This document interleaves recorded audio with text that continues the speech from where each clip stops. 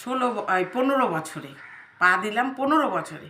তো 15 বছরের মধ্যে তো তোমার এই দাদার সাথে আমার কোনো দিন টুক হয়নি। সে আমার আগের দাদাও বুকে জড়িয়ে রাখতো, এও বুকে জড়িয়ে রাখে, মেয়ের জামাইও মেয়েকে বুকে জড়িয়ে রাখে, সবাই সলভেন। আমি যে ঠিক, আমি যে সঠিক, তার এখানেই প্রমাণ যে আমার মানে তোমাদের যে এখনকার দাদা, সে আমার মেয়েকে, বিশ্বনাথ দাসের মেয়েকে অ্যাডাপশান করেছে। সে ব্যাংকের একটা চিফ ক্যাশিয়ার, গভর্নমেন্ট ব্যাংকের। হ্যাঁ, তো তারপরে মেয়ের জামাইও সেন্ট্রাল গভর্নমেন্টের অফিসার, বিটেক ইঞ্জিনিয়ার। তো সেখানে আজকে যে আমি যে সত্যের পথে চলেছি, সেই জন্য আমি দর্শক বন্ধুরা ভালো আছি। কিন্তু সময় বিশেষে তো দেখো দুঃখ তো লাগেই। তারপরে আমি জানতে চাই যে আমরা কিন্তু ইচ্ছে করলে এখন আমার মেয়ের ভাগ আমি নিতে পারি, কিন্তু আমার মেয়ে বলেছে দরকার নেই, দরকার নেই, ছেড়ে দাও, ওদের তো ওই জমিটুকুই আছে, আর কাকার তো দোকান উঠে গেছে, ও বাড়িতে দোকান করে খাচ্ছে, খাক, ওদের তো ওই জমিটুকুই সম্বল, ছেড়ে দাও, আমাদের ভগবান দেখেছে, অনেক দিয়েছে, ছেড়ে দাও। আজ বিশ্বনাথ দাসের রক্তটা রয়েছে বলে মেয়ে কত সুন্দর কথা বলল, আমি ছেড়ে দিলাম।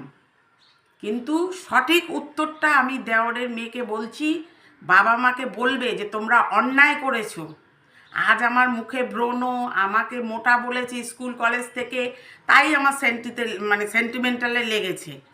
আর তাহলে জেম্মাকে যে তোমরা এরকম হ্যারাস করেছো, হ্যাঁ, তাহলে সেখানে জেম্মার সেন্টিমেন্টালে লাগেনি, এই জন্যই তো সে বাড়ির থেকে চলে গেল। সত্যটা বলা শেখো, ঠিক আছে? আমার মেয়ে কিন্তু শিখেছে। আমার মেয়ে যথেষ্ট সফটভাবে, ভদ্রভাবে এবং ভালোভাবে আমি তৈরি করেছি, ঠিক আছে? তো দর্শক বন্ধুরা, তোমরা সবাই ভালো থেকো। আমার দুঃখটাকে আমার তোমাদেরও জানালাম, দেওরের মেয়েকেও জানালাম, ঠিক আছে? আমরা অনেক কিছুই করতে পারতাম, কিন্তু আমরা অসভ্য না। আর যাই হোক, আমরা অসভ্য না, আমরা ভদ্রলোক, জেন্টালম্যান। সেই জন্যই আমরা এইসব, আমার মেয়ে না করেছে, সবাই না করেছে, তোমাদের এই দাদা না করেছে, জামাই না করেছে, সবাই বলেছে কোনো দরকার নেই। কিন্তু পুরনো কথা তো আমি ভোগ করেছি, আমার রাগ হয়ে যায়, আমার জেদ হয়ে যায়। আজ দেওরের মেয়ে তো জানে না যে তার 20 বছর আগে কি ঘটনা ঘটেছে, এত বছর আগে কি ঘটেছে, ও কি জানে? ও কিছুই জানে না। তাহলে আমার মেয়েও জানে না, ও জানে না, কিন্তু কষ্টটা আমি করেছি, তাই আমারও রাগ হয় মাঝে মাঝে। সেই রাগটাকে আমার পরিবার, তোমাদের এখনকার দাদা, মেয়ে, জামাই সবাই শান্ত করে দেয়, বাপের বাড়ির লোক সবাই শান্ত করে দেয়, ঠিক আছে? তো বন্ধুরা সবাই ভালো থাকবে। আর দেওরের মেয়েকেও বলছি, দেওরকে বলছি কাগজটা দেখে নিও।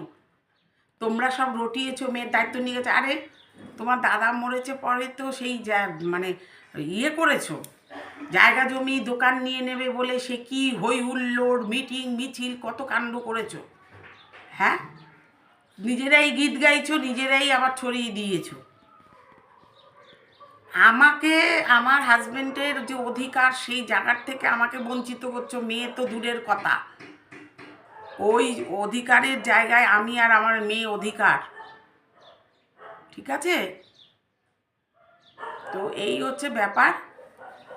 হ্যাঁ, তো ঠিক আছে বন্ধুরা, তোমরা সবাই ভালো থাকবে। আমি এখানেই শেষ করছি। আর দেওরের মেয়েকেও বলছি, তোমরা কাগজটা দেখে নিও। আর ওই কাগজের কোনো মূল্য নেই।